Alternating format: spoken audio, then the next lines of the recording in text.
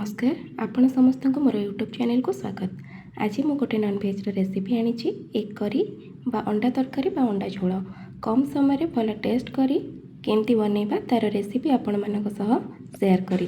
ता पूर्व जदि आपण माने मो चैनल नुआ अछंती ताली चैनल को सब्सक्राइब कर दियंतु आ पाखरे थिबा बेल आइकन को क्लिक करंतु आपण को पाखरे मो नुआ नुआ वीडियो रो रेसिपी रो नोटिफिकेशन आगे पहुंची जिवो।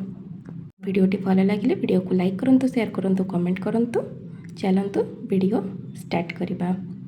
अंडा तरकारी बनवा पई प्रथमे अंडा आउ आलू को सिझेया को पड़िबो। मो सेति पई अंडा आलू को प्रेशर रे नेछि पानी देई ताको सिझेई देछि। अंडा आलू सिझिबा भितरे मसला चलंतु प्रस्तुत करिबा। अदा रसुण आउ गोटे पियाज रो पेस्ट बनेछि। एबे अंडा सिझी गलानी ठंडा पानी रे पकई अंडारू खोल भल भाव में छड़े दबा। एबे देखंतु एमती सब अंडारू छड़े देबे। एबे चलंतु गोटे कढ़ई नहीं कढ़ई को प्रथमे गरम करदबा। कढ़ई गरम हो गला परे एतिरे किछि तेल दबा। मुझे सोरिष तेल देइछि, आपण रिफाइन सोरिष जहाँ भी देबे। तेल रे जेतबळे एमती बबल्स आसीजिवो सेतबळे जानिबे तेल गरम हो गलानी। एबे कलर पाई सेतिरे मु हळदी गुंड टिके नागर देइछि।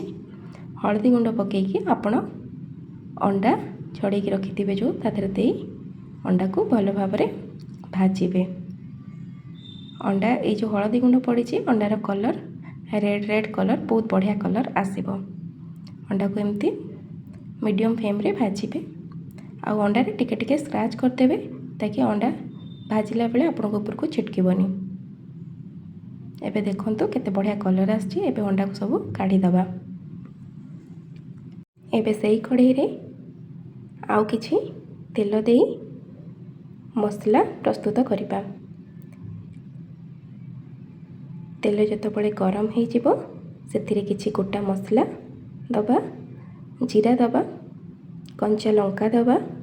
से सब फुटिला परे सेतिरे आमे काश्मीरी चिली पाउडर ऐड करिबा कलर पाई। काश्मीरी चिली पाउडर मो पियाज एठी 4टा काटिक नैथिली मीडियम साइज रो। पियाज को एबे भल भाव में भाजिबा। आपण क्वांटिटी देखि मसला पाई पियाज नेबे। पियाज टी जतबळे भल भाव में भाजी ही जिवो जरी जिवो सेतबळे रखिथिबा अदा रसुण पेस्ट को देबा। जीरा गुंड, धनिया गुंड, लंका गुंड, हल्दी गुंड आउ चिकेन मसला दे मसला को भल भाव में कषिबा। देखि पारथिबे जेमती मसला टिके कषि हिजिबो। गोटे मीडियम साइज रो टमाटो को काटिकी ग्राइंडिंग करके मु सेथिरे देइछि। तरकारी टेस्ट लागिबो आउ ग्राइंडिंग करिकिना देले कलर भी बढ़िया आसीबो। सेथि पई ग्राइंडिंग करके देइछि। एबे देखिके जानी पड़थिबे मसला भल भाव में कषि गलानी।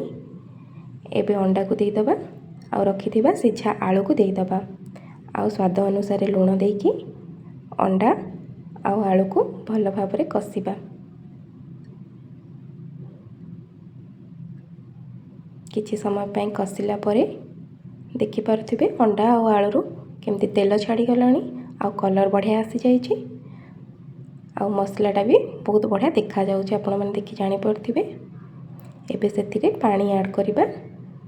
आपण जेतिकी झोल रखिबे से हिसाब रे पानी देबे। अंडा आलू तो सिझी जाइतिला मु सेति पई खोला छाड़िथिली फुटिबा पई। एबे देखि पड़थिबे अंडा आलू मोर हेई गलानी। एबे सेतिरे आमे गरम मसला ऐड करिबा। एबे तरकारीटी हेई जाइछि। आजिर रेसिपी जदि आपण मानकु भल लागिछि ताले ए वीडियोटी को लाइक करंतु, शेयर करंतु और आपन को मतामत मते कमेंट माध्यम रे जणांतु। आउ मो चैनल टी को सब्सक्राइब करंतु। पुणी थरे देखा हबो नुआ वीडियो रे। रहूछि जय जगन्नाथ, नमस्कार।